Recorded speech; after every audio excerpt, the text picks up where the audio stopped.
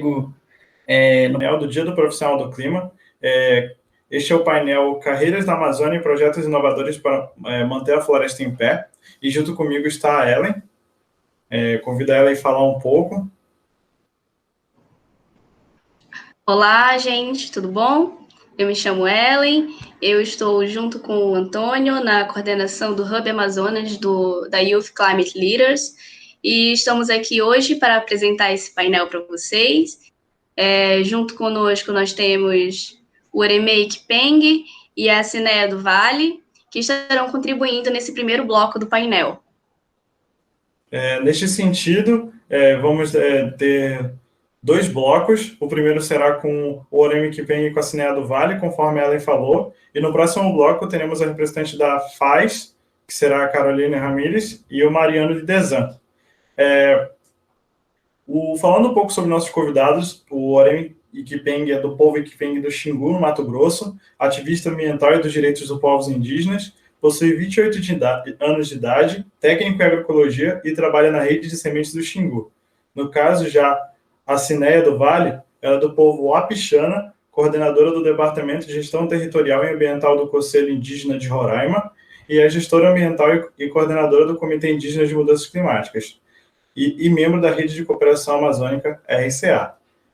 Para darmos início ao bloco, eu convido o Oremei para estar falando um pouco sobre o seu trabalho no desenvolvimento da rede de sementes do Xingu e como é que isso agrega nessa questão, ao falar de Amazônia, nessas carreiras e nesses projetos inovadores que mantêm a floresta em pé e protegem nossa querida terra.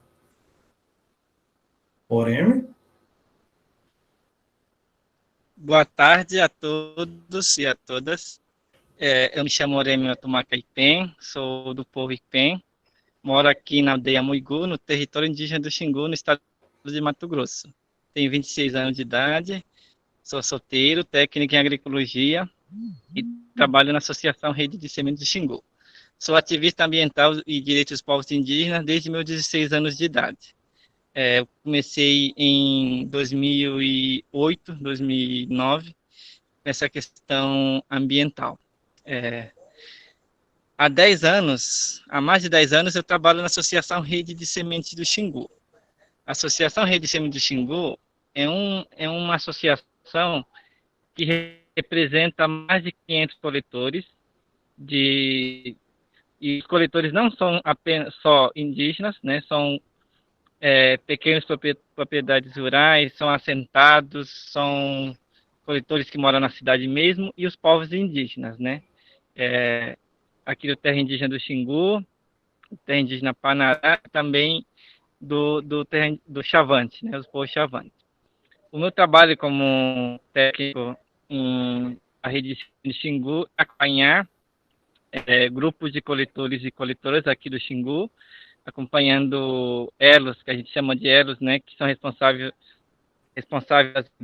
que cuidam, acompanham a parte técnica de coleta. E a rede de sementes de Xingu, ele nasceu em 2007 através da campanha Icatu Xingu, que com o objetivo de reflorestar as cabeceiras e nascentes do rio Xingu, porque as nascentes do Xingu estão fora do território indígena e sofrem muito com o impacto de assoreamento, né? O Xingu é uma floresta, o Xingu é uma ilha de floresta no meio da monocultura de soja e milho, e com chuvas de defensivos agrícolas, né, agrotóxicos. E essa missão da Rede de Sementes do Xingu. E a Rede de Sementes do Xingu agora não atua só na bacia do Xingu, né? Agora também estão trabalhando com reflorestamento em vários outros estados também. Mas o objetivo aqui no Xingu, né, bacia do Xingu-Araguaia, reflorestando as nascentes às beiras do rio.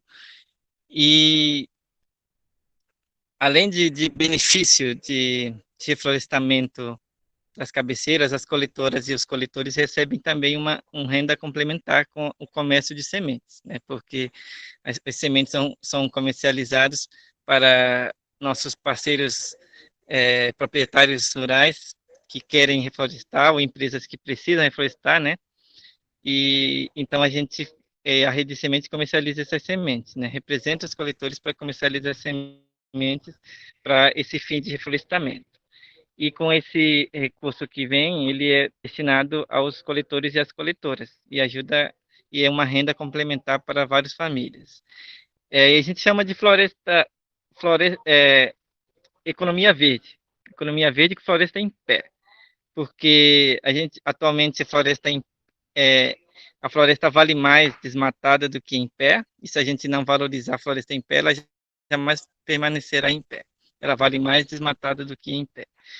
E a gente quer levar essa iniciativa, essa rede para outros lugares, para outras iniciativas, mostrando que é possível viver de floresta em pé sem impactar o resto do mundo, na verdade, beneficiando o resto do mundo, porque a gente sabe que mudanças climáticas, por mais que algumas pessoas não, não são resistentes a não acreditar que existe, mas ela existe.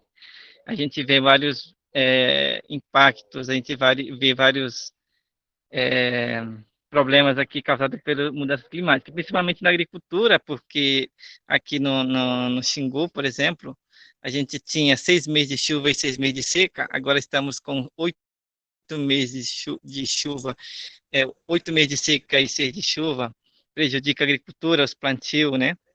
E também da qualidade da água, que está ficando mais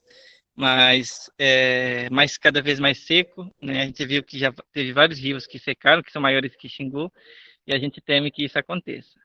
E a gente quer que no futuro adiante a gente consiga reflorestar as nascentes e cabeceiras do rio e que mais redes de sementes possam ser criadas e que essas redes possam beneficiar as comunidades mais humildes, né? Porque os empreendimentos de multinacionais, eles são privatizados, né? O lucro é privatizado, mas os impactos são socializados, né? A gente viu, o Xingu viveu maior incêndio florestal da sua história, teve ocas que queimaram, teve aldeias que foram evacuadas porque por causa do fogo. E depois que veio a chuva, aí você tem mais cemitérios também que né, teve aldeias que tiveram casas destruídas. Isso é mudança climática, porque uma mudança só ali, ele provoca várias mudanças em cadeia, né? Você tem a temperatura do sol aumenta, o rio seca, fogo, depois vem rios, tempestades mais fortes, então tudo isso é a consequência das mudanças climáticas. E eu, como eu falei, sou ativista ambiental desde 16 anos de idade, meu primeiro evento foi na Rio Mais 20, foi lá que eu conheci mais jovens, mais pessoas que pensavam a mesma coisa que eu achava que só eu que pensava isso, mas lá eu ganhei força e vi mais pessoas que estavam no mesmo ramo que eu. E é isso que eu faço agora. Meus pais, no começo, queriam que eu fizesse outra coisa na parte de medicina, mas alguma coisa me dizia que eu tinha que ser ativista, porque no futuro próximo alguma coisa ia acontecer. E esse momento chegou. A gente está num momento de crise social, climático, e esse momento que eu preciso atuar mais. Obrigado. Muito obrigado, Oremi. Belas palavras. Muito importante ter essa percepção do que anda acontecendo, principalmente na região do Xingu. Esse trabalho que você ressaltou de economia verde é muito gratificante, é o modo de se ouvir, principalmente pelo trabalho de geração de renda e fazer a floresta valer mais em pé. E isso é muito importante, porque é a economia do século XXI. As pessoas cada vez mais precisam compreender essa dinâmica de que a gente não pode ter essa percepção única de que a floresta desmatada é o único valor monetário que existe e que a gente tem infindos bens nela em pé, que às vezes nem sequer se imaginamos. E o seu depoimento ele consegue ser esclarecedor nesse sentido e até um novo olhar para o horizonte, para outros exemplos que possam ter no nosso país. Então, mais uma vez, eu agradeço por você estar conosco nesse espaço de fala e estar contribuindo aqui no Dia do Profissional do Clima. E, nesse sentido, eu convido a Cineia para também estar falando um pouco da sua história nesse espaço tão bonito. Você está aí, Sinéia?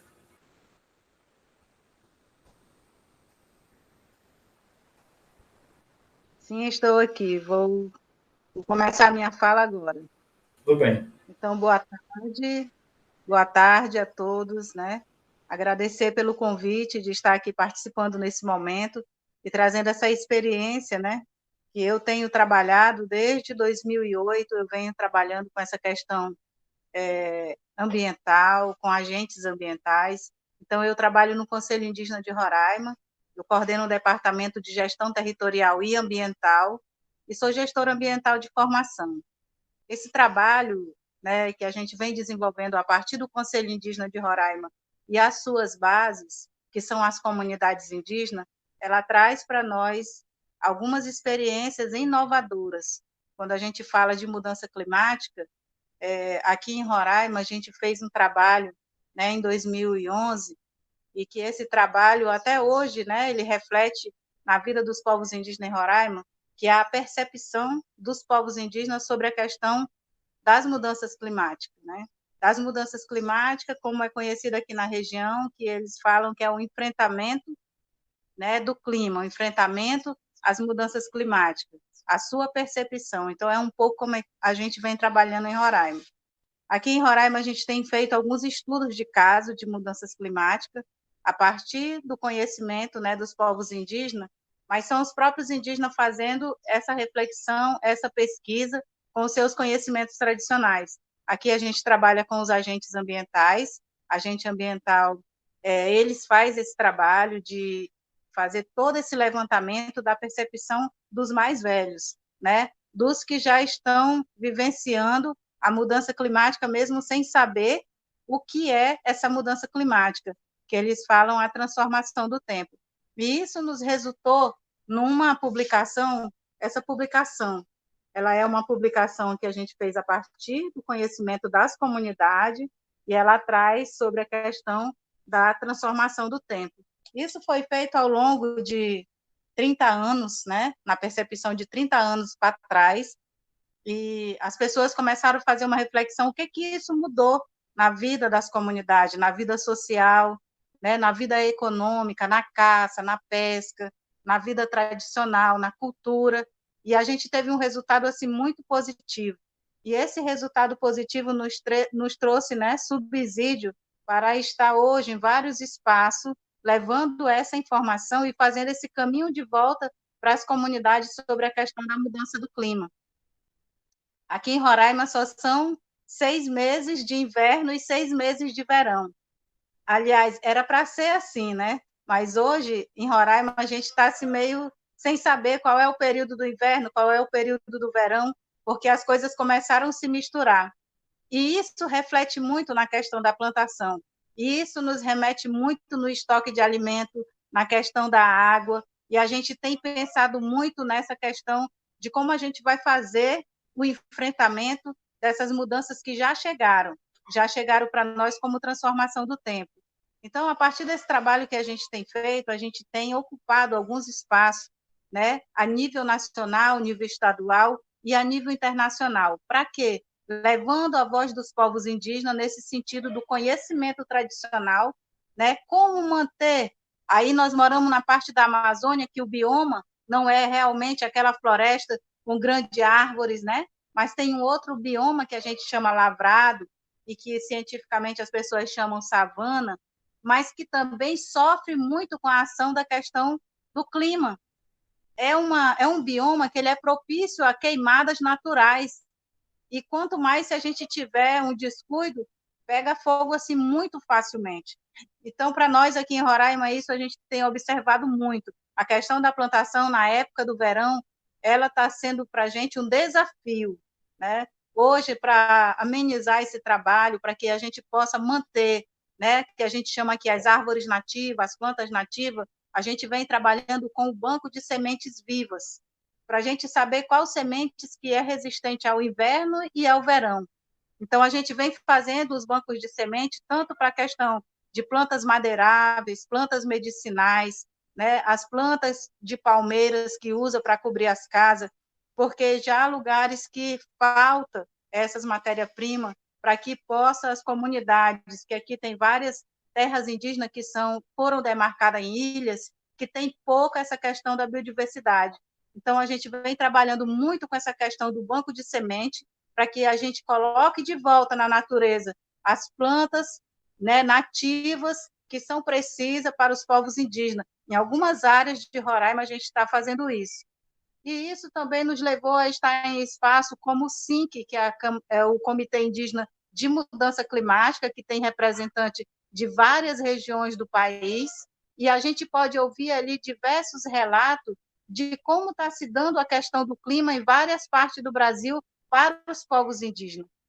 E nesse, né, vários espaços que a gente tem discutido isso, a gente tem pautado, né, a seguinte questão: nós, das grandes regiões do Brasil, os povos indígenas precisam fazer os seus planos de enfrentamento às mudanças climáticas, porque nós precisamos mostrar o que nós estamos desenvolvendo a partir dos nossos conhecimentos, para que a gente possa estar, como uma palavrinha bem difícil para quem vai para a comunidade, né, resiliente a essas questões das mudanças climáticas, é importante que a gente possa trabalhar nas nossas regiões essa questão de como está se dando as mudanças climáticas, né? Hoje nós ainda não temos uma política, né, para as mudanças climáticas no Brasil que possam refletir as comunidades mais vulneráveis, que aí entra comunidades indígenas, comunidades, né, ribeirinhas, os pequenos agricultores. A gente sabe que são os que mais sofrem com a questão das mudanças climáticas, porque estão diretamente ligados à natureza, diretamente de lá que tira o seu sustento, a sua vivência. Porque quando nós falamos das terras indígenas, as pessoas às vezes falam assim, é muita terra, né? É muita terra para os povos indígenas, mas eles não imaginam que essa muita terra preservada ela está conservando a vida para todo o planeta, não é só para os povos indígenas. Então, a gente tem feito, né, uma ação importante nessa questão de também participar em várias dessas conferências climáticas, levando a experiência e a voz dos povos indígenas para que a gente possa refletir sobre essa questão do clima, não só para os povos indígenas, mas para o planeta. Então, a gente vem trabalhando nas questões climáticas, principalmente nas COP, né, que temos a plataforma de povos indígenas e comunidades locais, onde a gente tem trabalhado juntamente para saber como podemos inserir ali o conhecimento, a vivência dos povos indígenas para contribuir com essa questão climática que hoje é tão discutida em todos os países. E os povos indígenas detêm esse conhecimento, detêm essa sabedoria de como manter a floresta em pé, porque muitas vezes falamos de floresta, mas as pessoas que vivem na floresta, os povos indígenas que mantêm as florestas, também precisam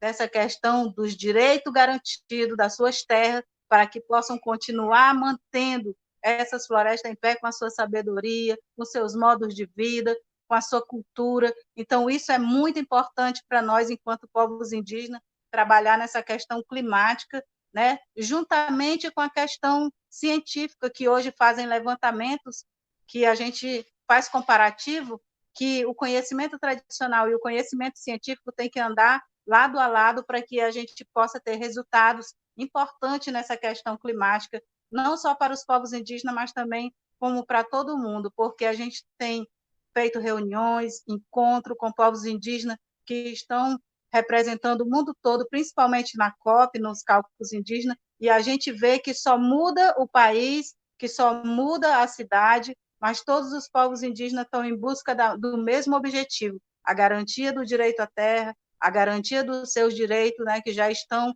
no caso do Brasil, dentro da Constituição, e a gente tem feito esse exercício. Mas o exercício melhor de toda essa caminhada é fazer esse caminho de volta para as comunidades, levando a informação de como o mundo está tratando essa questão das mudanças do clima hoje.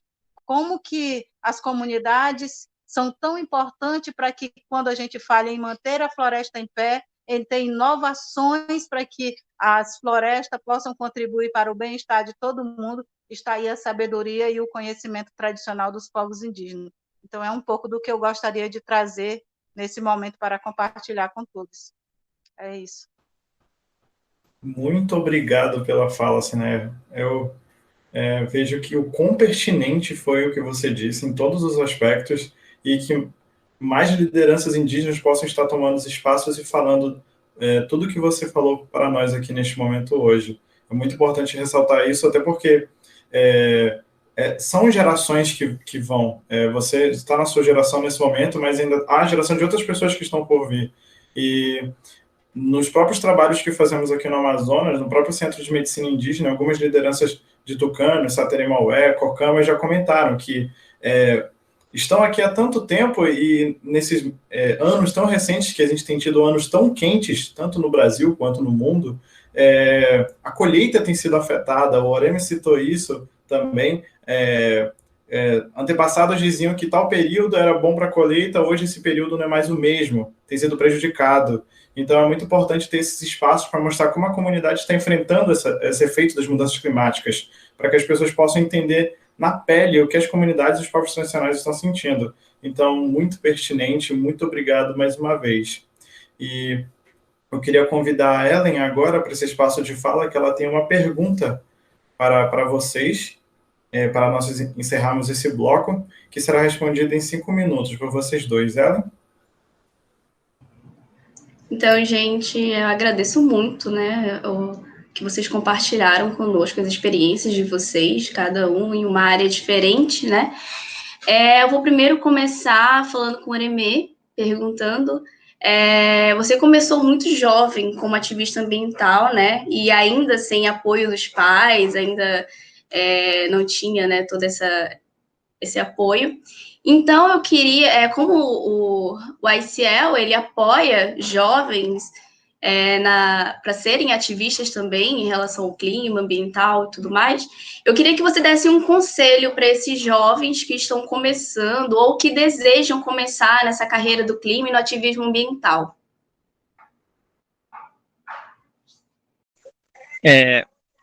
Primeiro, você tem uma frase em Ikpen que diz que o Ikpen não nasce guerreiro, né? Ele se torna guerreiro.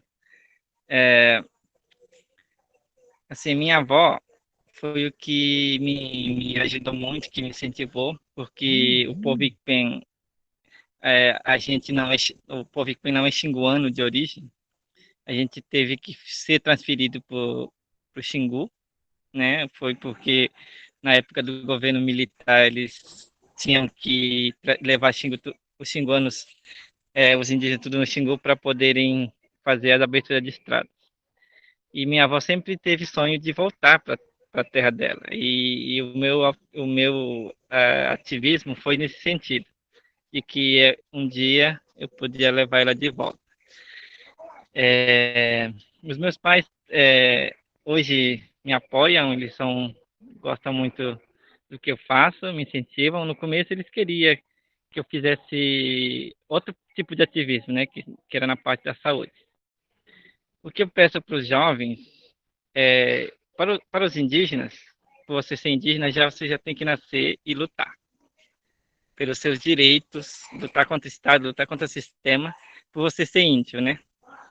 E para quem não é indígena, mas que quer fazer ativismo, na verdade, o ativismo ambiental não pode ser só para ativistas ambientais ou para os indígenas.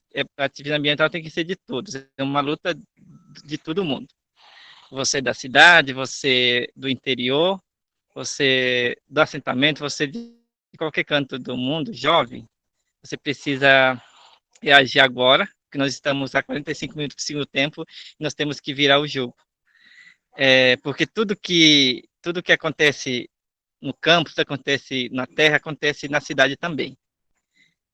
Na cidade, pouca gente sente, porque o calor, as pessoas que estão no prédio têm água gelada, tem freezer, tem ar-condicionado, tem todas as condições do mundo para enfrentar.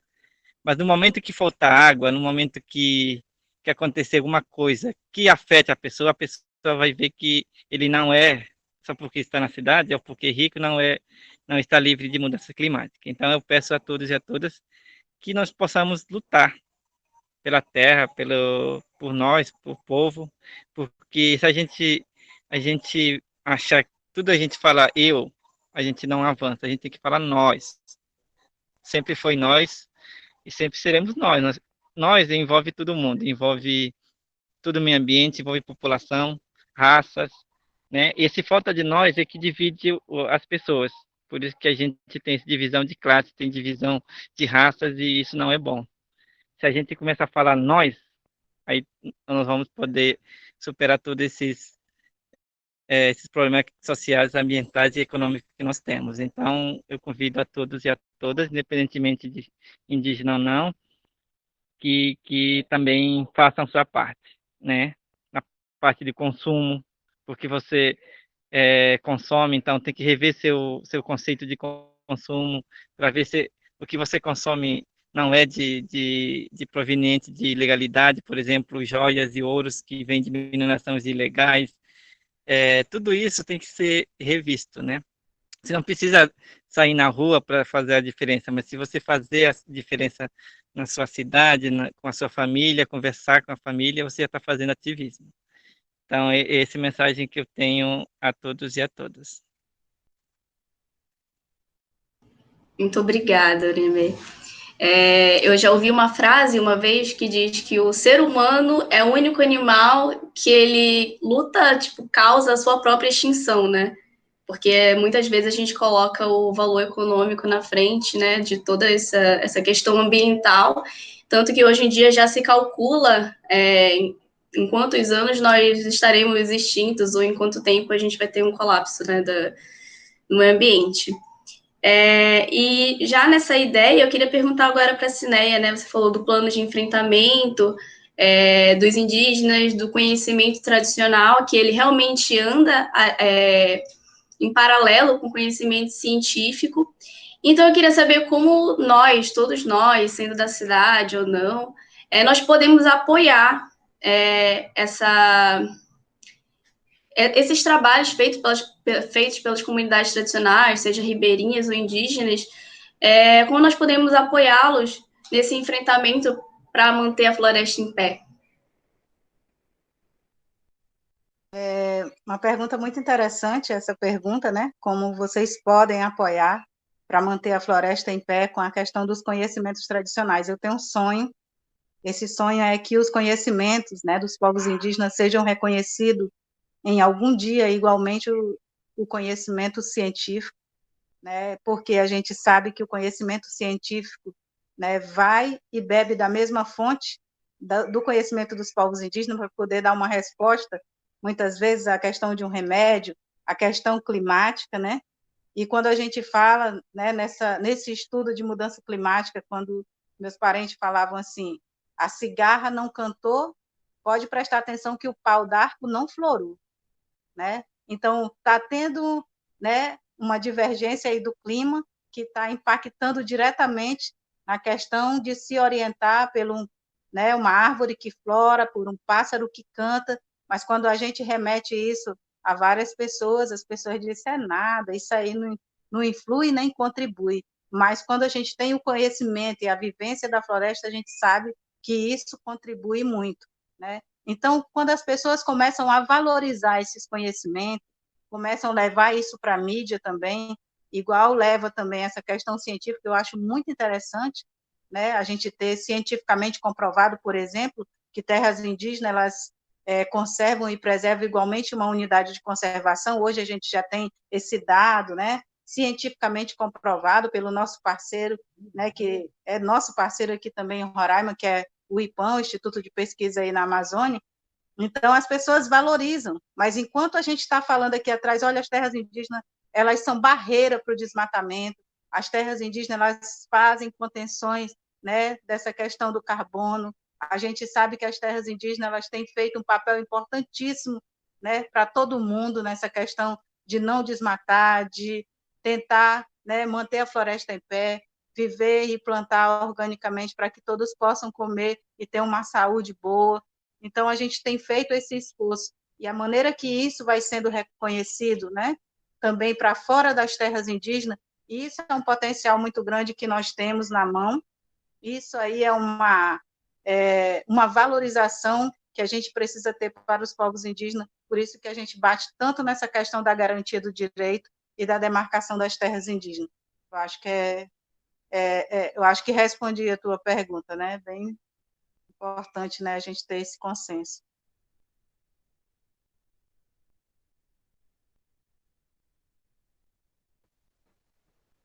Muito obrigada, Cineia.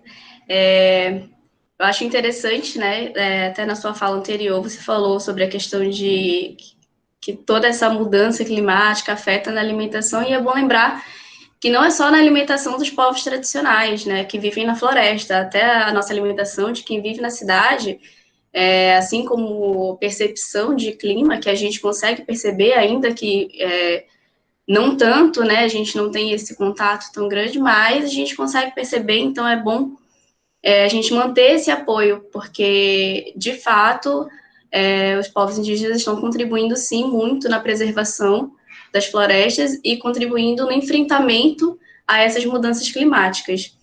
Então, eu gostaria muito de agradecer a presença de vocês, a contribuição de vocês, que vocês trouxeram para o nosso painel. Assim a gente encerra hoje esse painel, mais essa atividade, esse bloco do nosso painel, para o Dia do Profissional do Clima. E é isso, continuem aqui conosco para o segundo bloco do painel Carreiras na Amazônia e projetos inovadores para manter a floresta em pé.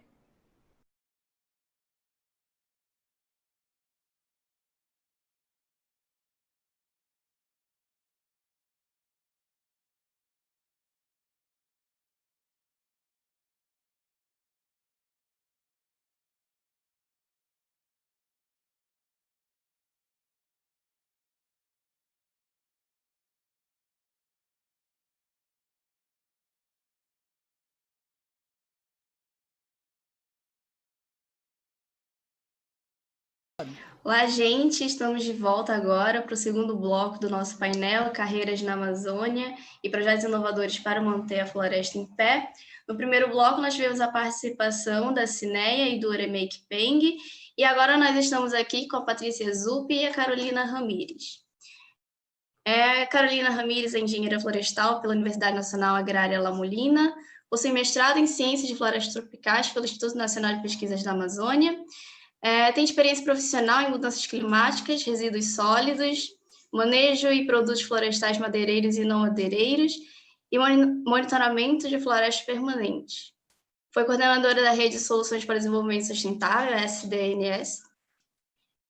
SDSN, Jovem Amazônia, gestora da Plataforma de Soluções para o Desenvolvimento Sustentável da Amazônia, da SDSN Amazônia, onde atualmente é secretária executiva. E a Patrícia Zuppi possui graduação e pós-graduação em Arte e Etnologia Indígena pela Universidade de São Paulo, coordenou o projeto vocacional desde a Secretaria Municipal de Cultura de São Paulo e fez parte da equipe de coordenação da formação intercultural superior do professor indígena no estado de São Paulo também. Atualmente é assessora da Secretaria Executiva da Rede de Cooperação Amazônica RCA, com foco na atuação na área de clima. Tem acompanhado também a criação e implementação da Plataforma de Comunidades Locais e Povos Indígenas no órgão da ONU para Mudanças do Clima, a UNFCCC. Então, vocês sejam muito bem-vindas, estamos muito felizes de tê-las no nosso painel. E eu queria começar fazendo uma ligação já com o primeiro bloco, né, onde a gente teve a participação de duas lideranças indígenas importantíssimas, muito atuantes. Eu queria chamar agora a Patrícia, da RCA, para falar um pouco, já que você faz esse trabalho, né, com lideranças indígenas, já há muito tempo atuando nessa área, e dizer como é que é esse seu trabalho com as lideranças nessa questão de manter a floresta em pé e atuando, arrumando soluções para as mudanças climáticas. Então, bom dia, boa tarde, boa noite, dependendo do fuso horário. Eu queria agradecer ao convite, a oportunidade de estar participando desse evento importante do Dia do Profissional do Clima, que abre essa perspectiva de muitas nuances distintas de atuação, inclusive a atuação diferenciada daqueles que a gente poderia dizer que são os primeiros, os mais antigos, especialistas em clima, que são os povos indígenas. Então, nesse contexto que que eu estou aqui representando a RCA, Rede de Cooperação Amazônica. A RCA, ela é uma rede composta por 14 organizações indígenas e indigenistas da Amazônia brasileira, né, que atua em todos os estados da Amazônia, com exceção de Rondônia. Então, né, que são os espaços de atuação dessas organizações, alcançam uma média de 86 terras indígenas. Então, é uma abrangência bastante grande. A gente teve a oportunidade, na primeira parte do painel, de ouvir 2 especialistas indígenas na área, né, e que ilustram muito bem e que conseguem dar visibilidade à importância da atuação dos povos indígenas na manutenção da floresta em pé. Nesse contexto, a área de clima, né, o eixo temático de clima da Rede de Cooperação Amazônica, ele está numa outra camada de atuação também dos povos indígenas, que é essa camada na área de incidência, né? Eles são grandes especialistas no manejo e na governança, né, dos recursos naturais em seus territórios. É sabido e comprovado cientificamente que as terras indígenas na Amazônia são as áreas de conservação com menor índice de desmatamento, né? Até 2018, esses índices eles eram irrisórios, eles não chegavam a 2%, e são índices que indicam áreas de invasão, de garimpo, de madeireiros, de incêndios que vêm de fora. Então, assim, são índices irrisórios e causados por atuações externas a esses territórios. Isso nos indica o quê?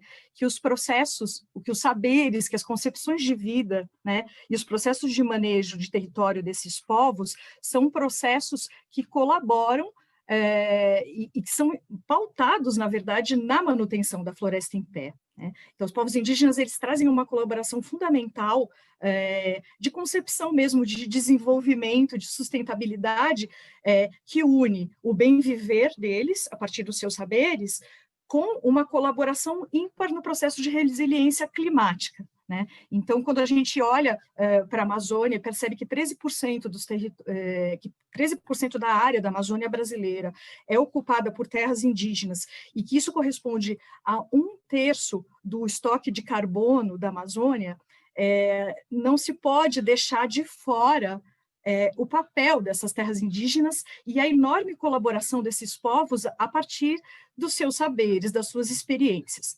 Aí, voltando, então, eu acho que isso é uma colaboração riquíssima que tem que vir a partir deles, que são os protagonistas desses processos. Dentro do âmbito da RCA, né, a RCA ela tem como função principal impelir processos de articulação e de incidência que possam estar favorecendo a implementação de políticas ambientais, indigenistas e de direitos que vão no sentido de apoiar as perspectivas desses povos, né? A Cineia falou um pouquinho no primeiro bloco sobre essa questão da ligação intrínseca entre clima e direitos para os povos indígenas. Quer dizer, se os direitos territoriais desses povos não são cumpridos e garantidos, fica muito difícil para que eles deem continuidade a esse processo de atuação como verdadeiras barreiras, né, ao desmatamento. Então, assim, se as terras indígenas, por um lado, elas têm essa função fundamental, né, na colaboração com a resiliência climática, por outro lado, são as mais ameaçadas também,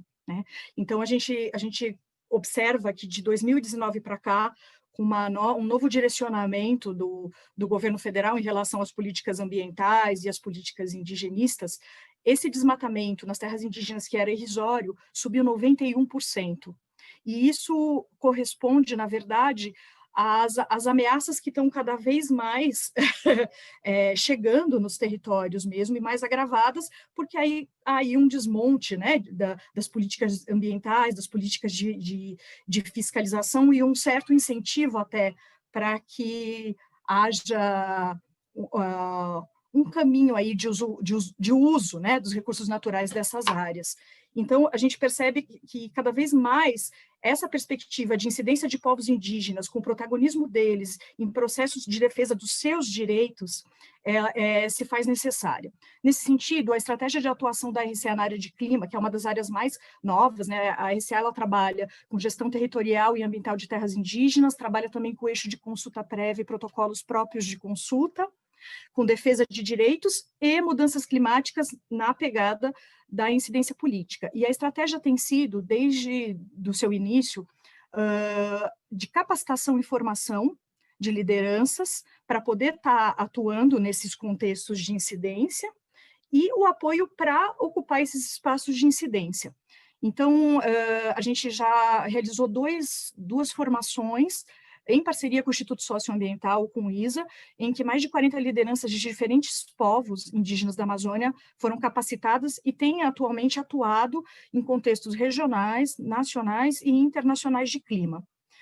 Com esse novo direcionamento, né, da política ambiental no Brasil, e não só ambiental, mas em outros contextos, o principal espaço de incidência política nacional que os povos indígenas ocupavam, que era a Câmara Técnica de Mudanças Climáticas do Comitê Gestor da PNGAT, a Política Nacional de Gestão Territorial e Ambiental de Terras Indígenas, ela foi paralisada, né? Ela foi extinta, assim como todos os outros contextos de participação e incidência da sociedade civil em políticas públicas.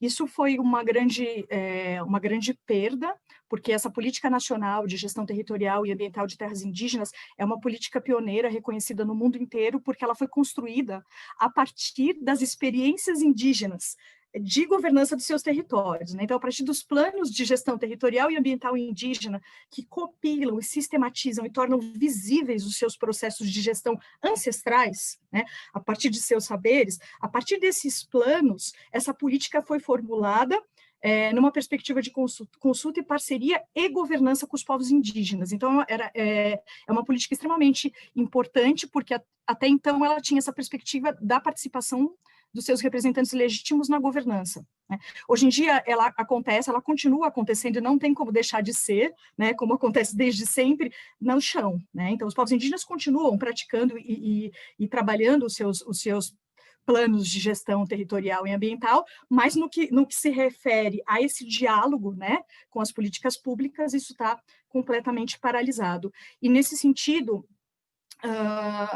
a perspectiva de incidência internacional, ela se tornou uma possibilidade para estar buscando a garantia e o reconhecimento dos direitos desses povos, né? A partir de 2015, o Acordo de Paris, ele traz essa prerrogativa de que a sociedade internacional, ela reconheça o papel dos povos indígenas do mundo todo, né, no processo de resiliência climática, a partir de seus saberes, afinal, são eles que estão desde sempre em contato com a natureza e sabem coisas distintas das nossas, mas também pela necessidade que esses povos têm de estar constantemente se adaptando, porque, afinal, os impactos das mudanças do clima chegam primeiro neles, né? Então, houve um entendimento, a partir do Acordo de Paris, de que os povos indígenas são fundamentais para pensar juntos soluções climáticas, porque eles têm muito a contribuir com essas experiências e com esses saberes. Então, o Acordo de Paris traz como uma proposta de mecanismo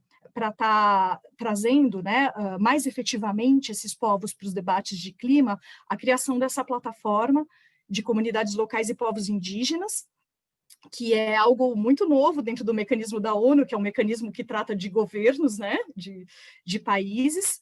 Então, é um mecanismo que vem, além de reconhecer, né, o papel fundamental desses povos, promover o intercâmbio desses saberes, o diálogo desses saberes com a ciência, vem também ampliar e legitimar um espaço maior de participação e, sobretudo, a integração de diversos sistemas de conhecimento, e aí não fica só o nosso científico, mas diversos sistemas de conhecimento na formulação de políticas e ações para o processo de resiliência climática. Então, a gente tem acompanhado desde o início, né, desde a COP 21, em 2015, com o lançamento do Acordo de Paris, a gente vem acompanhando e tentando incidir com a participação de representantes indígenas. A Cineia é uma representante que tem protagonizado esse processo de criação mesmo dessa plataforma de comunidades locais e povos indígenas, de forma que ela seja legítima, né? De forma que ela possa, de fato, ter uma interlocução direta com esses povos que estão no chão, né? E quando a gente pensa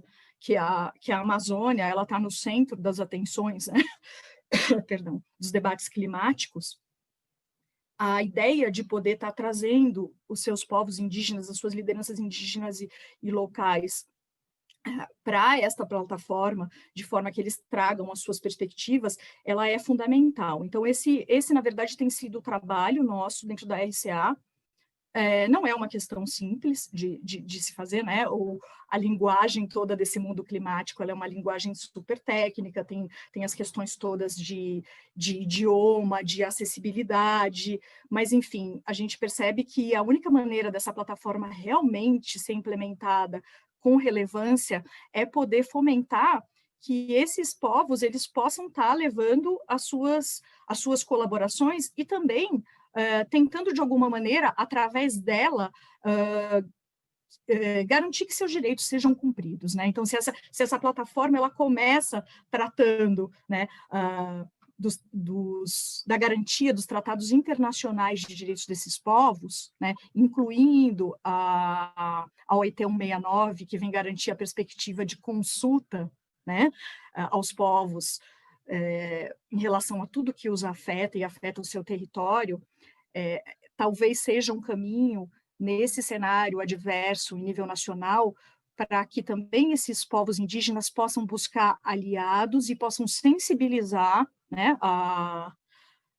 todo o contexto internacional pela garantia de seus direitos, porque, enfim, enquanto eles prestam esse serviço fundamental para o meio ambiente, eles estão sendo constantemente atacados. Então, a gente tem, assim, casos, e isso não é do passado, é de agora, né? A terra indígena Yanomami está com mais de 20 mil garimpeiros que invadiram a área, né? E que, além de estar trazendo toda uma devastação ambiental sem precedentes, está contaminando de Covid-19 as comunidades lá. Então, assim, existe aí um alerta, né, para que algo seja feito, e se em âmbito nacional esse alerta não está sendo ouvido e não estão sendo tomadas medidas efetivas, que ao menos a comunidade internacional possa, de alguma maneira, estar sendo sensibilizada em relação a isso, porque a gente sabe que hoje em dia há muitos financiamentos climáticos, né? Então, que os doadores possam ter consciência da real situação que está acontecendo nesses territórios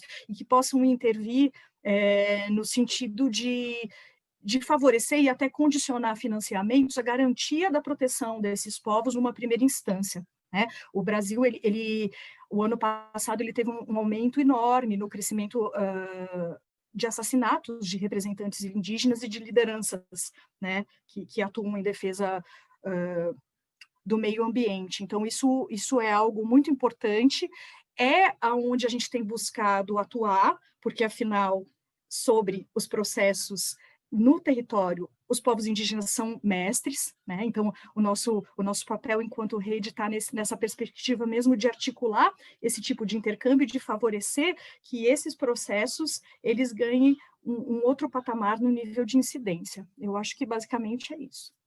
Obrigada. Obrigada, Patrícia. Você falou que tem acompanhado a criação e implementação da plataforma das comunidades locais e dos povos indígenas.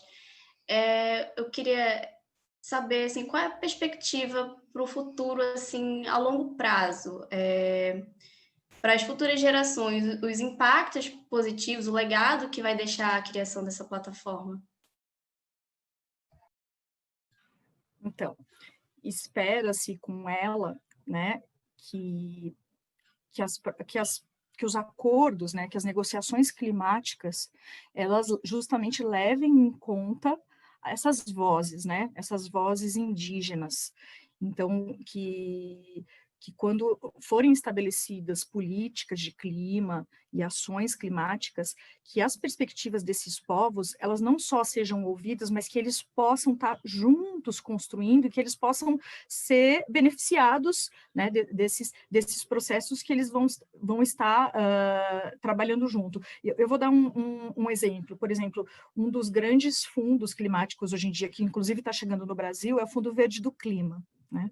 E claro que ele tem toda uma série de regramentos e regulamentações, e os povos indígenas do Brasil, eles foram consultados antes desse governo, né? Antes do projeto do Fundo Verde para o Brasil ser aprovado, e houve, através dessa Câmara Técnica de Mudanças Climáticas do Comitê Gestor da PNGAT, uma incidência dos povos indígenas do Brasil, né?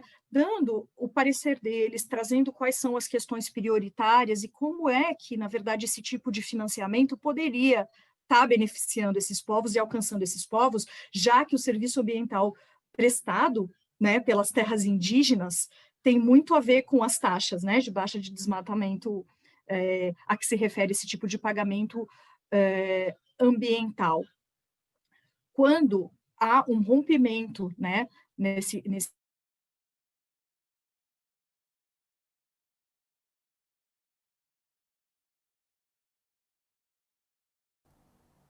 Cortou para você. A partir da instauração da plataforma. Cai?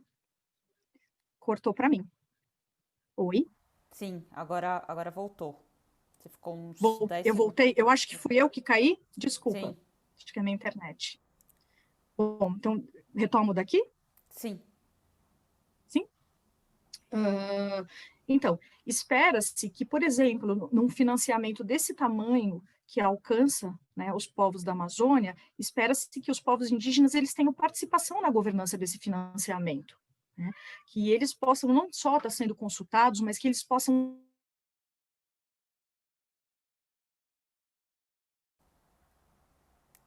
Caiu novamente. forte dos povos indígenas não é que esses financiamentos eles têm toda uma perspectiva de execução administrativa e financeira que eles acabam sendo sempre terceirizados e acabam com o risco, inclusive, de um encaminhamento distinto das perspectivas desses povos. Então, assim, garantir um espaço de participação efetivo dos povos indígenas nessas negociações no âmbito da UNFCCC, né, e a integração desses sistemas distintos que eles têm, né, de saberes, no âmbito da formulação mesmo, né, da formulação e da governança dos financiamentos e das políticas climáticas, tem a ver com isso, tem a ver com a garantia, né, de que em algum momento a estrutura desses financiamentos, elas não sejam tão a nossa cara, né, não sejam tão inacessíveis para esses povos. Eu acho que é bastante nesse ponto, assim, que os povos indígenas têm trabalhado no contexto da criação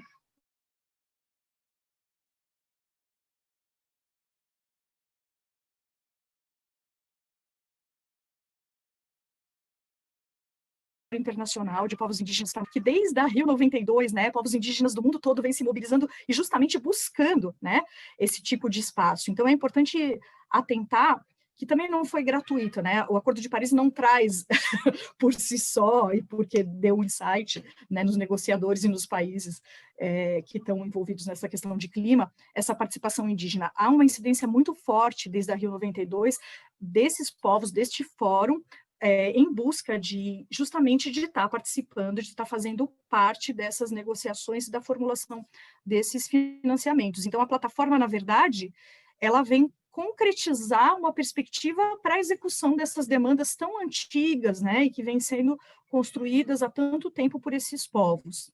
E hoje em dia existe um grupo de trabalho facilitador, né, para a implementação dessa plataforma, e que também, de modo pioneiro dentro do sistema ONU, é composto paritariamente por governos e por lideranças indígenas de todo o mundo.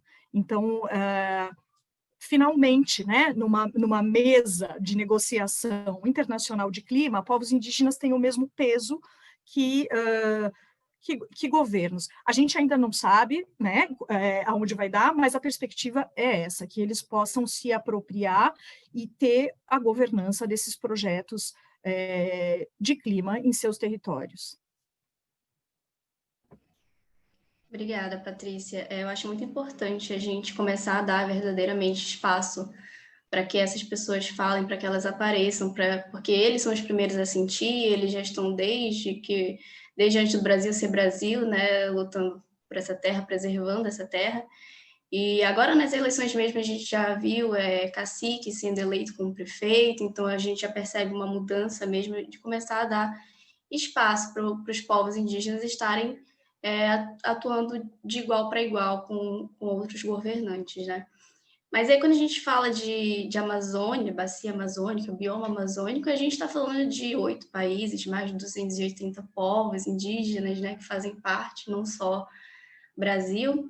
E aí agora chama a Carolina, né, para falar a respeito da Rede de Soluções para o Desenvolvimento Sustentável nessa perspectiva das mudanças climáticas, nesse trabalho dos projetos inovadores para manter a floresta em pé. Muito obrigada, em primeiro lugar, pelo convite. Estou muito feliz de poder participar no Dia do Profissional do Clima. Meu nome é Carolina, eu sou peruana e eu sou engenheira florestal de formação. E eu vim para o Brasil para estudar um pouco mais sobre as florestas. Eu fiz meu mestrado sobre como afeta as mudanças climáticas e as diversas secas, e o aumento das cheias, que estão sendo cada vez mais frequentes diante das mudanças climáticas na floresta, nas florestas amazônicas. Depois do meu mestrado, eu me vi com uma maior vontade de colocar mais uma mão na massa, sair um pouco do campo acadêmico e começar a trabalhar no terceiro setor. E foi aí onde eu consegui entrar dentro da Fundação Amazônia Sustentável, liderando a plataforma de soluções da Rede de Soluções para o Desenvolvimento Sustentável da Amazônia. A SDCN Amazônia, que é a sigla em inglês, é uma iniciativa das Nações Unidas. Ela visa mobilizar diversos atores da sociedade civil, academia e diversos atores para o alcance da Agenda 2030 e o alcance do Acordo de Paris. A rede tem mais de 40 redes nacionais e regionais, e uma delas é a SDCN Amazônia, e que é a Fundação Amazônia Sustentável, é a Secretaria Executiva, né?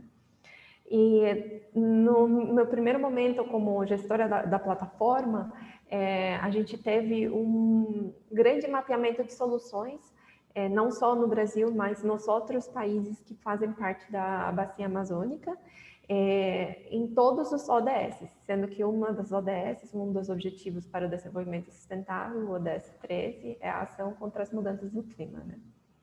Então, tem sido mapeadas soluções desde produzir pratos biodegradáveis feitos de folhas de bananeira ou outras folhas de palmeiras amazônicas, até processos de resiliência e adaptação às mudanças climáticas para comunidades tradicionais indígenas, e entre outras iniciativas. Então, se vocês entrarem no nosso site www.sdcn-amazonia.org, vocês podem acessar nossa plataforma. Atualmente temos mais de 170 soluções de diversos membros da rede, parceiros e diversos atores. E acreditamos que essas soluções têm que ganhar uma visibilidade. Normalmente se estila acreditar nesse sentido colonialista e que as melhores soluções vêm das grandes capitais, do Sudeste, para falar do Brasil, mas não, a Amazônia tem profissionais competentes, tem centros de pesquisa bastante renomados que estão produzindo soluções para a nossa Amazônia. E esse é o principal fim da nossa plataforma. E também gostaria de comentar que a gente faz uns prêmios anuais para os membros da rede, onde a gente incentiva que eles submetam as soluções que eles estão realizando para o desenvolvimento sustentável da Amazônia. Então, alguns exemplos o vencedor do ano passado foi uma iniciativa do Peru, da ONG AMPA Peru. Eles através da gastronomia, eles tentam fortalecer as cadeias produtivas para linkar e tirar os intermediários com os pequenos produtores. Então, é um link entre pequenos produtores e as principais cadeias produtivas da gastronomia. Mas o que isso tem a ver com mudanças climáticas? Tem muito a ver. As mudanças climáticas nos trazem um olhar de mudança em todos os âmbitos, desde florestas até como nossas casas são construídas, Então, todos os setores precisam ter um foco de mudanças climáticas. Até a gastronomia, por exemplo, por que eu vou começar a trazer, por exemplo, um restaurante na Amazônia, por que eu vou trazer insumos que vêm de tão longe? Isso impacta também no consumo de combustível, né? Quando eu posso fortalecer os pequenos produtores da região, eu posso fortalecer as cadeias produtivas amazônicas e gerar renda para essas comunidades. Então, esse tipo de soluções que nós disseminamos, nós mapeamos e estamos sempre na busca ativa. E este ano a gente teve uma busca ativa de soluções já com foco para o enfrentamento da Covid-19 e tivemos iniciativas muito boas, como o primeiro curso de biocomércio na região amazônica pela Universidade Qian, no Equador, e novamente fortalecendo as cadeias produtivas da região, e também a Rota da Saúde Indígena pelo Instituto IVOS, que visa fortalecer e gerar uma rede de impacto para comunicar e prevenir a Covid-19 em comunidades indígenas no Equador. Outra ação que a SDCN Amazônia realiza é junto com os jovens. Depois de ser, quando eu estava sendo gestora da plataforma, também tive a oportunidade de ser a coordenadora de jovens da rede, e onde a gente começou a liderar a Greve pelo Clima aqui em Manaus, junto com outras organizações, e foi uma experiência muito enriquecedora. A gente teve um debate muito forte o ano passado, em setembro, onde realizamos uma aula magna, fizemos a greve e também fizemos uma aula magna e vimos como as pessoas estavam tão interessadas em aprender mais sobre mudanças climáticas e que tão importante é esse debate junto com outras pessoas. E diante disso, no grupo que a gente estava liderando, vimos que às vezes a questão climática não se torna uma prioridade para os jovens amazônicos, porque o jovem amazônico às vezes tem outras prioridades, como, por exemplo, acesso à educação, colocar um prato de comida em casa, que às vezes para eles não se torna, eles não enxergam como isso vai afetar minha vida, como isso vai afetar o prato de comida que eu boto na mesa, como isso vai afetar a minha educação. E sempre concluímos a mesma coisa, que precisamos mais educação na base, educação climática desde as escolas. E assim, incluir ações pequenas e diárias no seu dia a dia para contribuir com ações positivas e contra as mudanças do clima, né? Outras ações que temos realizado junto com a nossa rede foi o projeto Rios Limpos para Mares Limpos. Este projeto se iniciou com uma parceria com a ONU Meio Ambiente, onde queremos trazer a conscientização de como os rios estão poluindo e estão sendo os grandes contribuidores com a poluição dos mares. Então, aproximadamente 30% dos nossos resíduos dos rios amazônicos vão parar no Oceano Atlântico, né? E a região amazônica carece de uma gestão uma gestão de resíduos sólidos adequada. Existe uma falta de aterros sanitários e a educação ambiental e consciência entre a população de que não podemos jogar nossos resíduos nos igarapés. Então, o que a gente esteve promovendo foi ações de limpeza em igarapés, uma campanha de conscientização com alguns atores também. E este ano fizemos um fórum onde tivemos uma discussão sobre algumas soluções que podem ser realizadas em conjunto com outros países e uma troca de experiência com as secretarias no Peru, na Colômbia e no Brasil, e também desde como cada setor, desde o setor dos catadores, o setor setor privado, cada um tem o seu próprio papel que cumprir, a sua própria responsabilidade.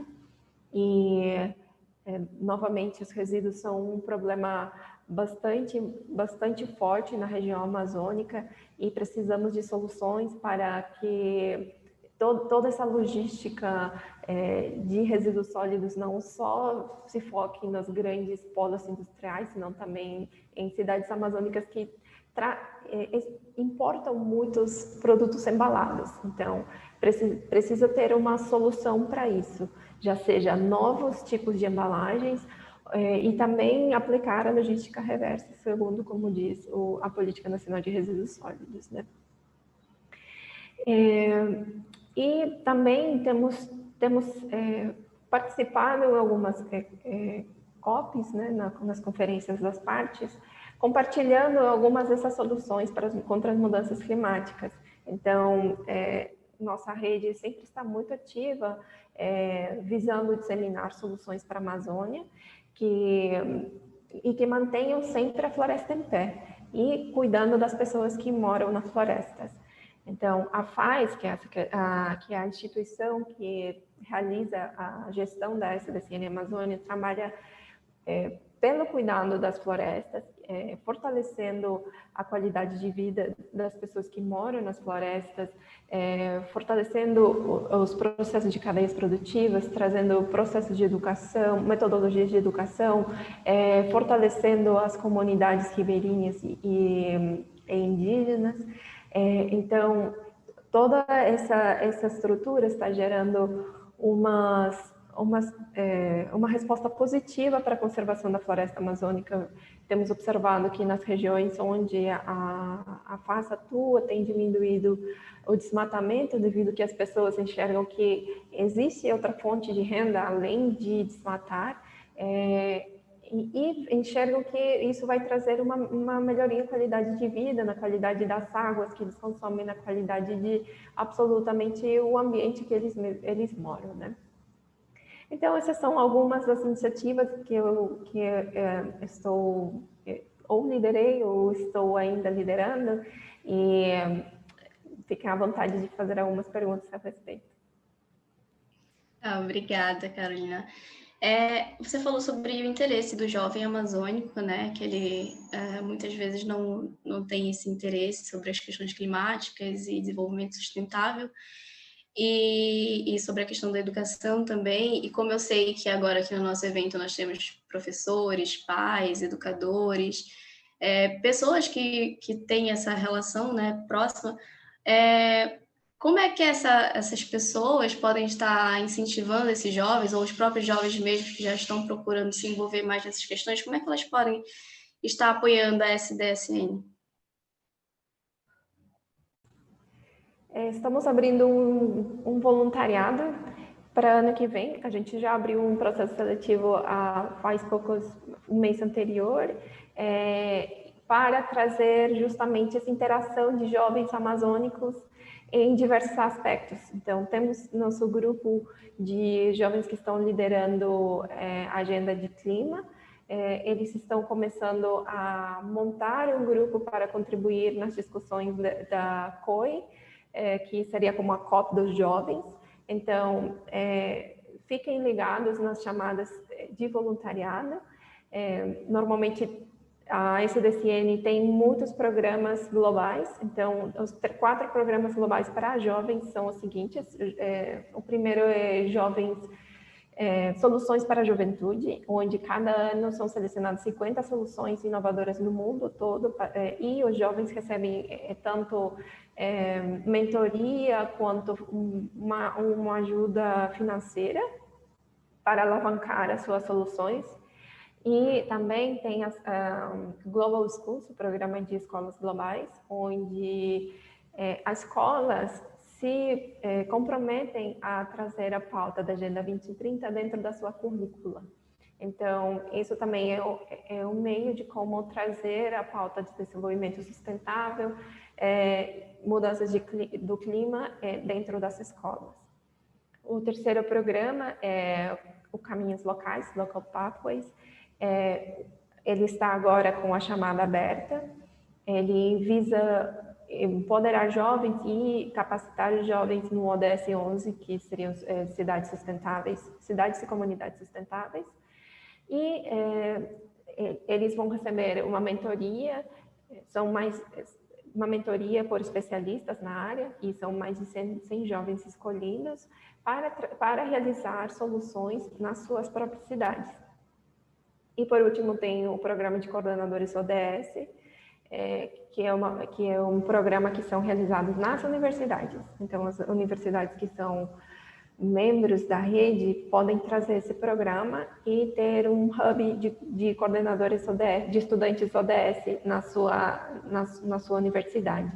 A UFAM, a Universidade Federal do Amazonas, e a Universidade René Moreno, lá na Bolívia, tem já um coordenador ODS, e eles vão começar a capacitar outros universitários na temática de ODS, e assim realizar, que eles se tornem agentes de mudança e possam realizar ações práticas que possam contribuir com os ODS, né?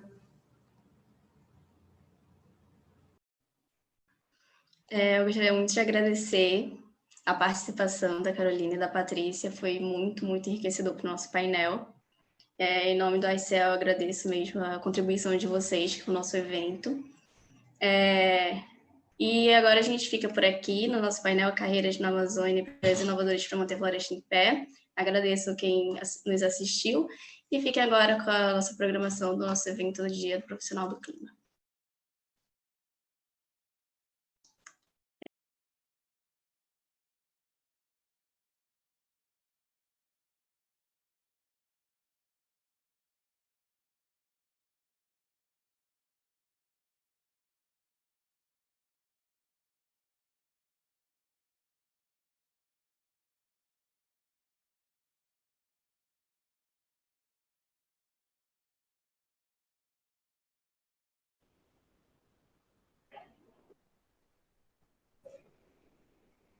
Então, sejam todos muito bem-vindos. Daremos continuidade agora a mais um evento do Dia do Profissional do Clima.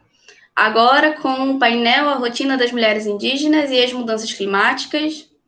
Estarei convidando agora a Patrícia, da Rede de Cooperação Amazônica. Por favor, Patrícia. Bom dia, boa tarde, boa noite, dependendo dos fusos. Eu sou Patrícia Zulpi, assessora da Secretaria Executiva da Rede de Cooperação Amazônica, a RCA. A RCA é uma rede composta por 14 organizações indígenas e indigenistas da Amazônia brasileira, e um dos eixos de trabalho da RCA, um dos 4 eixos de trabalho da RCA, justamente tem a ver com mudanças climáticas e incidência política, numa perspectiva de ampliar as vozes e de fortalecer a incidência política dos povos indígenas nos debates de mudanças do clima. Eles já vêm fazendo esse tipo de atuação, e esse eixo da RCA vem ao encontro, né, dessa perspectiva para estar fortalecendo a participação nesses espaços e nesses debates. Ao longo dos anos, nós temos percebido uma coisa interessante. A representação política, na maioria das vezes, é feita pelos homens indígenas, porque as mulheres, de modo geral, têm o seu cotidiano na aldeia, com as famílias, com as crianças, e com os modos tradicionais, e inclusive com as roças. Mas, por outro lado, as mulheres indígenas são as primeiras a perceber os impactos das mudanças do clima, justamente porque elas estão nesse cotidiano, na lida com a natureza, na produção do alimento.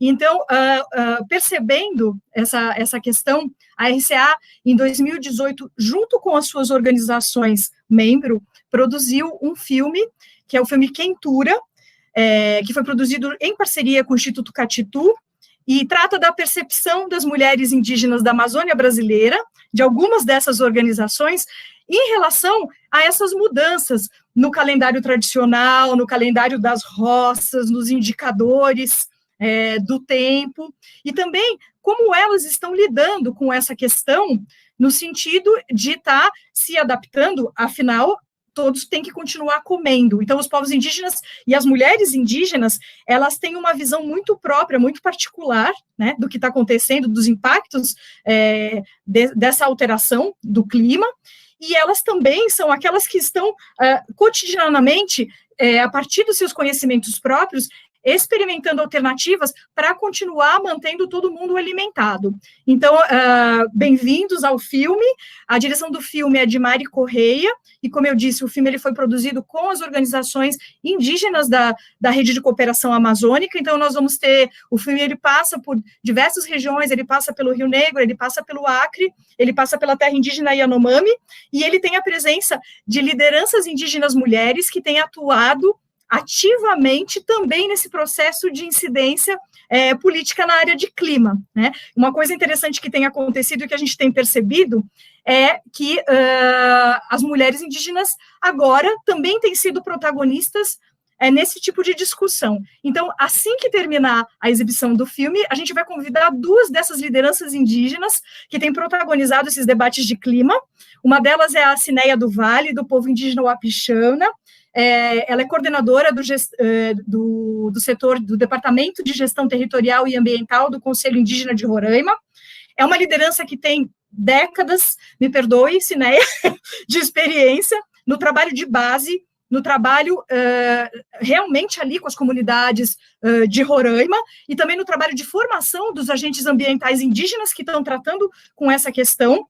A Cineia tem um trabalho tão relevante que ela foi ocupando outros espaços, então, na representação indígena nacional, através do Comitê Indígena de Mudanças Climáticas, e chegou no âmbito internacional, e hoje em dia é uma representante indígena do Brasil, muito ativa nas conferências mundiais do clima, membro do Caucus Indígena, do Fórum Internacional de Povos Indígenas para a Mudança do Clima. Então, é uma grande especialista que está no filme, com uma participação pequena, muito menor do que gostaríamos, então que bom que nós temos ela aqui para poder estar comentando ao vivo. E a outra convidada, também muito importante, a Elisângela da Costa Silva, do povo Baré, do Rio Negro, que é uma das coordenadoras do Departamento de Mulheres da Federação das Organizações Indígenas do Rio Negro, que trabalha com o alcance do trabalho desse Departamento de Mulheres é de 9 terras indígenas, 23 povos distintos que falam 16 línguas diferentes, mais ou menos alcançando 46 mil pessoas. Elisângela também é uma liderança que tem atuado nessa área de mudanças climáticas e que traz essa perspectiva do olhar das mulheres do Rio Negro em relação às mudanças do clima. Então, bem-vindas as duas convidadas que vão comentar, vamos fazer essa roda de conversa após o filme, e muito obrigada. O filme está disponível na internet gratuitamente, com tradução em espanhol e em inglês, para quem quiser acessar.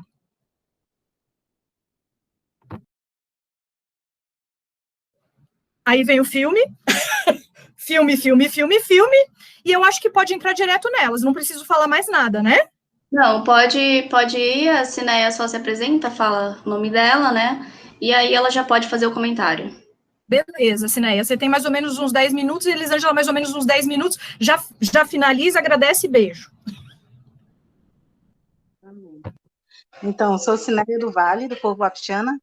Eu coordeno o Departamento de Gestão Territorial e Ambiental do Conselho Indígena de Roraima, sou gestora ambiental e também faço parte, né, do CINC, do Comitê Indígena de Mudança Climática, e coordenei a Câmara Técnica de Mudanças Climáticas, né, da Política Nacional de Gestão Territorial e Ambiental para as Terras Indígenas. Falar do filme Quintura, para mim, é muito importante, porque o filme mostra como as mulheres indígenas elas se organizam, né, para a plantação, para a colheita, para a vida social, e elas têm a percepção, né, nos mínimos detalhes do que acontece referente à questão do clima nas suas comunidades, né? Desde a pimenta até aos bichinhos que comem as plantas na roça. Então, isso foi um aprendizado quando a gente, né, viu todo o documentário do filme, e também a gente traz isso para a nossa realidade no dia a dia. Então, as mulheres, nessa questão das mudanças climáticas, elas são extremamente importantes, porque elas são mais sensíveis à percepção de como isso está se dando nas suas comunidades, na vida social, na vida cultural. é muito importante quando nós, quanto mulheres, percebemos essas mudanças do clima, né? E em Roraima nós temos um trabalho muito relevante sobre a questão da rotina da mulher. Então, elas fizeram um calendário desde a hora que a mulher levanta da sua rede, toma o banho, faz o café, vai para a roça, né? Vai buscar a mandioca para alimentar os seus filhos. E nessa rotina toda, a mulher consegue perceber justamente aqueles mínimos detalhes que muitas vezes a gente não consegue. Só para ilustrar, né, eu quero mostrar para vocês esse calendário que as mulheres desenharam, né? É a rotina das mulheres indígenas da região Serra da Lua, do povo Wapitiana. Então, desde a hora que ela levanta, que ela vai para a roça, que ela vai buscar a mandioca, nessa rotina das mulheres, elas começam a perceber sobre a questão da água, né, como tem diminuído lá no Garapé, sobre a questão das sementes que elas vão buscar na mata para fazer os artesanatos. Muitas dessas sementes elas não encontram mais no tempo certo que elas procuravam, né? Então, isso tem refletido muito nessa questão da rotina das mulheres. As mulheres que trabalham com as medicinas tradicionais também, elas têm percebido que muitas ervas que elas buscavam para fazer a questão das medicinas, hoje elas já são difíceis de encontrar, né? Então, tem essas questões que as mulheres começam a perceber. Mas como enfrentar, né, todo esse problema? E aí, no filme, a gente vê várias dessas questões que acontecem em toda a parte da Amazônia, né? Desde aquelas que plantam, né, como as Yanomami, né, tradicionalmente mesmo fazem suas plantações, como elas vê, né, a questão das mudanças climáticas, principalmente nas roças. Às vezes são pragas que chegam, que comem toda a planta, são pragas que chegam, que queimam a folha das plantas, né? E, como diz o filme, quentura remete, né, à questão do verão muito intenso.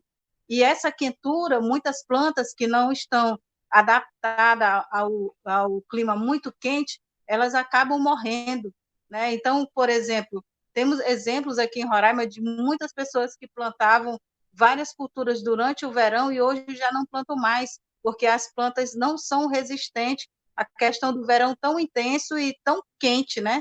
Quente porque isso aqueceu muito mais do que o normal.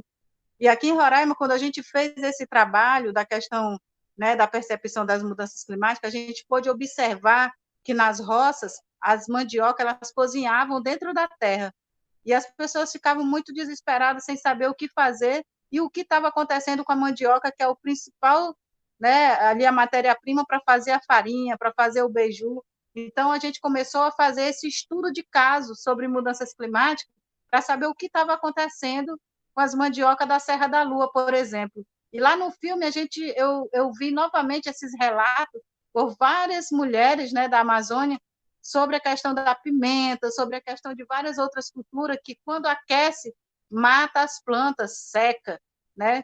E aí a gente fica nessa percepção, como é que a gente pode ser resiliente, mais uma vez, volta aquela palavrinha, a toda essa ação climática que vem, né, nos surpreendendo a cada dia, principalmente nessa questão da água e da plantação. São as mulheres que ficam lá, né, em casa, fazendo a comida para o marido, para as crianças, que vai à beira do garapé buscar água, lavar roupa, então ela percebe a questão da água, quando tem diminuído, ela percebe a questão dos peixes, né?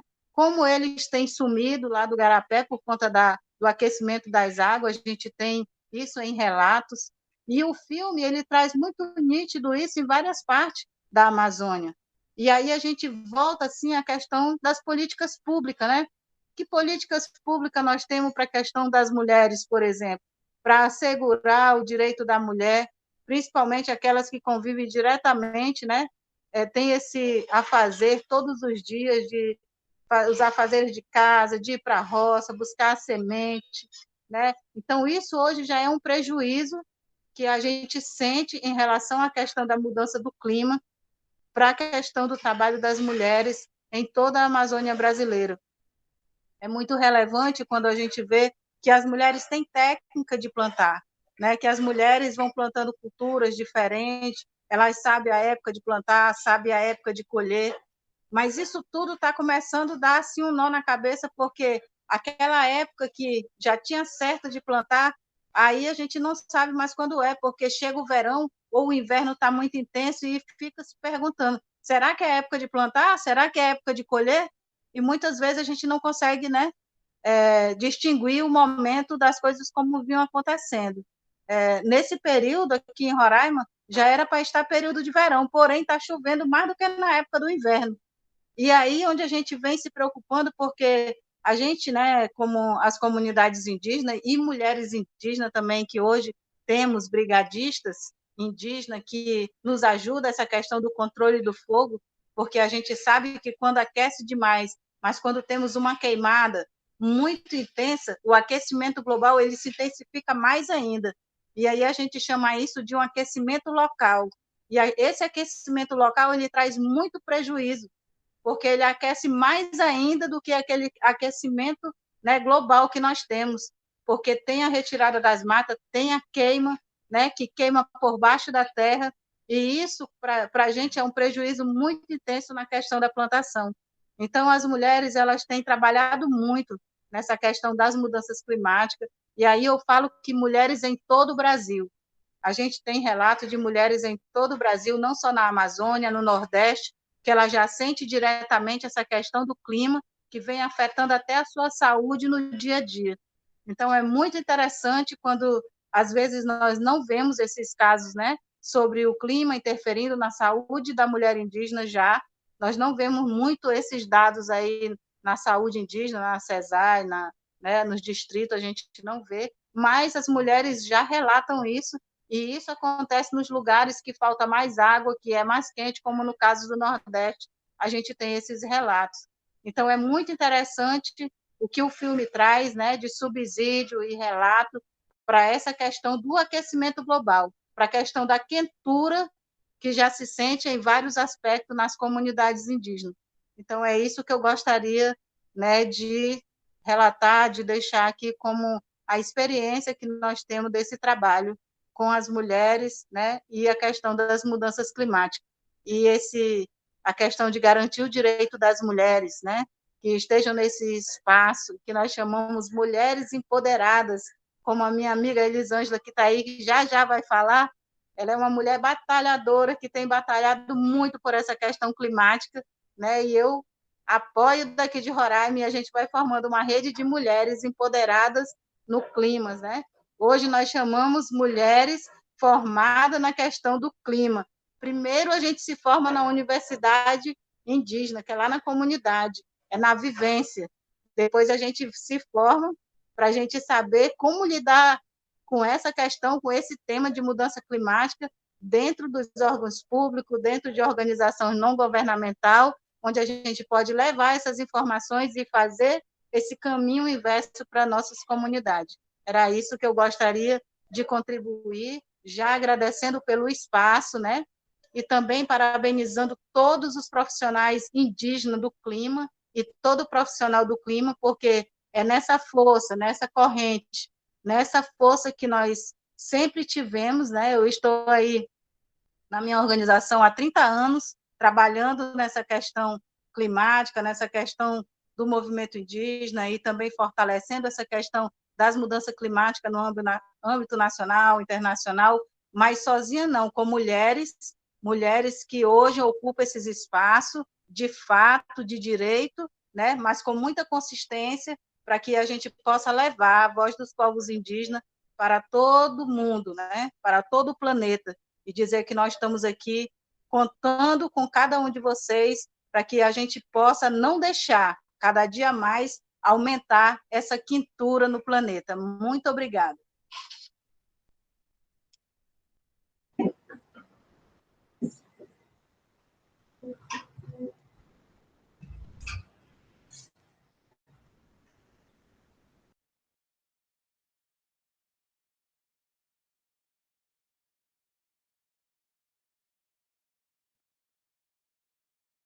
Elisângela, pode falar, por favor. Então, mais uma vez, boa tarde a todos, a todas que estão assistindo, né? Então, vou falar um pouco sobre a transformação do clima e as mulheres indígenas da Amazônia. Então, nós, mulheres indígenas, eu quero dizer que, como mãe, a gente sempre observa tudo que está acontecendo ao nosso redor, como uma mulher indígena, como qualquer outra mulher. Então, por isso que nós conseguimos identificar as mudanças que ocorrem dentro do nosso território. Por isso que a gente chama, né? A floresta é a nossa casa. Por que que nós chamamos isso? A floresta é nosso território. A floresta é, na nossa marcha das mulheres, nós falava isso, né? Território é o nosso corpo e nosso espírito. Porque lá está a nossa essência, né, da mulher indígena. Porque a gente vê como as coisas, o sol, né, a mata, os peixes, os pássaros, tudo vai mudando. Alguém está preocupado com isso? Não. E as mulheres? Né? Nós, como mulher indígena, a gente está preocupado, porque esse filme relata a nossa atualidade, a nossa vivência de hoje. Né? Então, é um filme que fala para os jovens, que quer mostrar para as instituições que precisam se preocupar com esse tema, que é a transformação do clima. Né? Então, é isso, por isso que a gente sempre fala, precisamos que outros tenham um olhar diferente para esse tema, que é o clima, que é o planeta, que é a nossa casa. Essa casa não é só das mulheres indígenas. Então, esse filme, ele relata isso. Ele relata que essa casa é de todos nós, esse planeta é de todos nós, não é só o papel das mulheres indígenas de cuidar dessa casa, é papel de todas as outras mulheres se organizar e cuidar dessa casa, porque essa casa está doente. A gente faz plantação das manivas, a gente faz plantação das abacaxi, nós fazemos plantação das pimentas, das plantas medicinais. Agora, no Covid, mostrou muito bem isso, que as mulheres aqui, principalmente nós do território do Rio Negro, nós fizemos a prevenção do Covid com as plantas tiradas das nossas roças, das nossas florestas. Então, isso, se vai, o fogo vem queimando, então, se vai destruindo a nossa natureza, as nossas matas estão sendo destruídas, as nossas plantas também estão sendo destruídas, os nossos peixes estão sendo destruídos, o rio está sendo poluído, né? Grandes mineradores aí, tirando o coisa do fundo do rio, do nossos Amazonas, vai poluindo, os peixes vão acabando. E como vai ser a nossa vida dos povos indígenas? Então, isso que a gente sempre coloca, né? Então, a mulher indígena, ela vê que a vida dela está sendo ameaçada hoje. Então, por isso que nesse filme mostra que nós estamos mostrando que alguém tenha que ter outro olhar para nos ajudar nessa prevenção dessa casa, que é uma casa comum, que é uma casa de todos. Né? Então, o oxigênio, por exemplo, se acabando. Né? As mulheres estão sendo afetadas. Nós não conseguimos ir para a roça até altas horas. Temos que voltar cedo. Né? E qual é a política pública pensada, né, para salvar nossa Amazônia, para salvar a casa das mulheres, para salvar a casa das famílias que estão aqui dentro desse planeta, dentro desse país, né? Então, a nossa vivência, as nossas percepções como mulher indígena, nesse filme, ele relata muito isso, a nossa preocupação com as sementes, né? As nossas preocupações com o ar, a nossa preocupação com o rio, a nossa preocupação com nossos filhos, com as nossas crianças, né? Com o nosso lar. Né? Isso que a gente sempre colocava lá em 2015, 2016, 2017, 2018, 2019, a gente falava muito desse olhar para a nossa casa, para olhar para o clima, para olhar para a floresta. Não dizer que tem muita floresta para pouco índio, né? Mas a gente vê esse hoje, né? Com esse Covid-19, nós, em povos indígenas, meu pai, nossas famílias aqui do Rio Negro, a gente acredita muito que isso foi a consequência da destruição da natureza, porque não tem mais o que os animais comer, tem muita coisa sendo criada nas indústrias, né? Então, isso a gente acredita que se deu por motivo que não tem mais floresta, como que o ecossistema vai se desenvolver, como que ele vai fazer entre eles lá. Ele acaba passando para os seres humanos, né? A água, né, que já está em falta. Eles falam muito, vocês indígenas do Rio Negro, vocês são ricos na floresta, são ricos em água, mas nós estamos preocupados, porque daqui a algum tempo, o que vai virar o que eles chamam hoje de diamante, ouro, todas essas coisas, vai ser a água. A água vai virar um petróleo. A nossa terra já está sendo hoje ameaçada, né? Então, isso que a gente vê nesse filme. Então, eu quero dizer que os conhecimentos das mulheres indígenas tem conhecimento que é só das mulheres Baniwa, das mulheres Curipaco, das mulheres Baré. Esse conhecimento não pode ser falada pelos homens, não pode ser executada pelos homens. Esse conhecimento é das mulheres, é do trabalho delas. Então, por isso que nós lutamos nesse direito de dizer, né? Eu quero o meu direito, eu quero que vocês me ouçam e eu quero que vocês me ajudem também, né, a falar do meu direito, né? Então, isso que a gente sempre vem batalhando também, esse filme também fala muito, né, desse cuidado que tem que ter com as mulheres indígenas, de estar nos espaços de decisões, né, lutando pela mesma causa, pelo mesmo direito, né, pelo mesmo território, né? Então, nós, durante o filme, a gente mostrava muito a nossa vivência, as vivências das mulheres de Roraima, a vivência das mulheres do Acre, a nossa vivência aqui dentro do Rio Negro, os nossos saberes, né? Mas juntando todos esses saberes, essas vivências se tornavam uma grande teia de proteção, uma grande rede de proteção. Então, esse que a gente quer, quando falamos do filme, ele relata essa fase de proteção, proteger a nossa casa, proteger o nosso território, proteger a minha família, a minha etnia, o meu povo, né? Então, esse que a gente mostrava muito, né, dentro desse filme, né? E as atribuições das mulheres indígenas, né? Ele é muito importante para essa sociedade. Ou seja, os saberes indígenas hoje são muito importantes para a sociedade moderna, para o mundo capitalista, que nós, né, que o conhecimento dos povos indígenas, ele pode gerar, sim, uma geração de renda sustentável, que não vai destruir a natureza, né? Então, como o mundo hoje, um mundo capitalista, então esse mundo, né, está em mim, está em qualquer outro povo, mas também que nosso saber indígena, saberes dos povos indígenas, o saber de fazer artesanato, o saber das plantas medicinais, ele pode gerar uma geração de renda sustentável. A gente sempre fala isso, né, na nossa formação.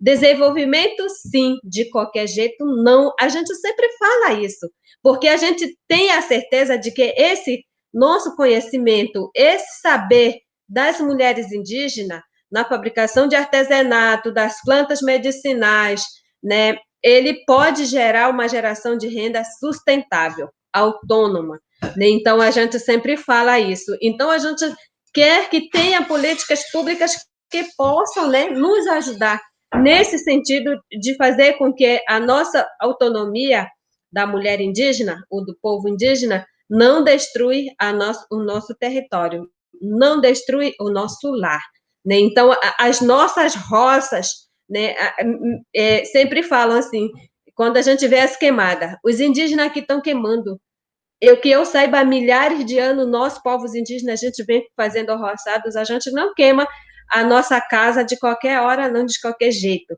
Nós temos canto para queimar roça, nós temos nossas estratégias para queimar roça, nós temos nosso conhecimento para fazer plantação da roça. Então, a gente não queima qualquer hora, né? Então, a gente não queima um roçado, deixa lá e vai embora. Então, nós temos nossas próprias técnicas, né, de fazer queimagem da roça.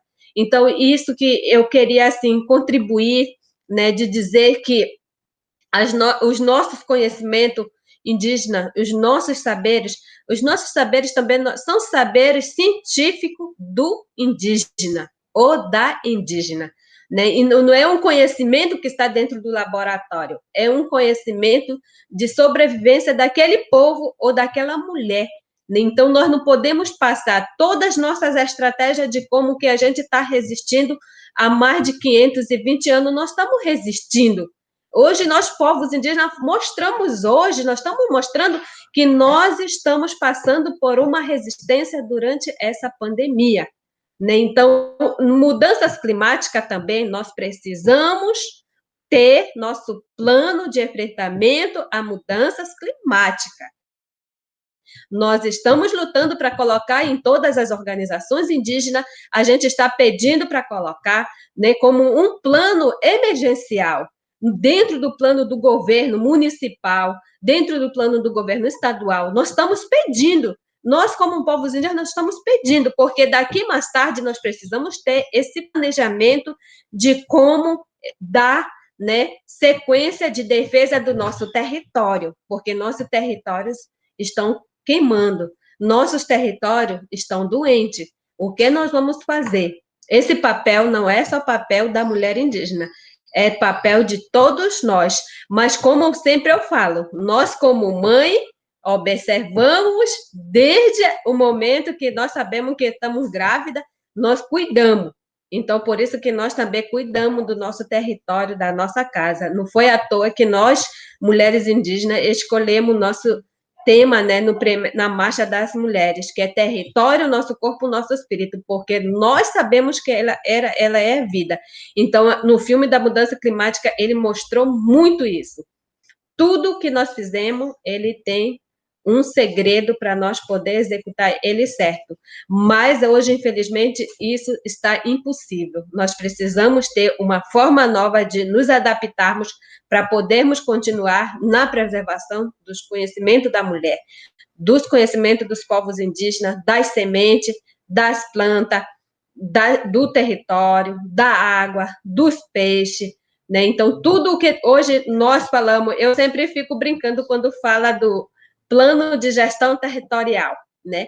Então, dentro desse plano de gestão territorial, nosso aqui do Alto Rio Negro tem educação, tem saúde, geração de renda, sustentabilidade e tem conhecimento das mulheres e conhecimento dos jovens, porque tudo está mudando, nós precisamos nos unir, formar uma grande rede para defender o principal, que sempre foi o lema dos povos indígenas do Rio Negro, terra e cultura, né? Esse é o nosso lema, e das mulheres indígenas a mesma coisa também, né? Nosso conhecimento, o cultivo das nossas plantações estão na nossa vida como mulher indígena. Então, é isso que eu tenho a deixar para vocês. Eu quero agradecer a todas que estão assistindo o vídeo, né? Sou Elisângela, da Etnia Baré, como disse a minha chefa, né? A Patrícia, né? E representante dos 23 povos, como mulher indígena, agradecer essa oportunidade. Muito obrigado. Cuecaturete. Muito obrigada, Patrícia, Elisângela, muito obrigada, Cineia, também, que contribuiu. Foi muito importante ouvi-las no trabalho de vocês, como mulheres indígenas, saber, né, o papel da mulher indígena nessa percepção de mudança climática. Então, a mensagem, né, final que fica para a gente, para todos nós que estamos participando do Dia do Profissional do Clima, é essa valorização do conhecimento dos povos indígenas para a geração de uma economia verde, para a preservação do nosso meio ambiente, para a preservação das florestas, para que assim a gente também possa estar enfrentando, né, essa crise climática. Muito obrigada a todas, e agora nós vamos dar continuidade à nossa programação do Dia do Profissional do Clima.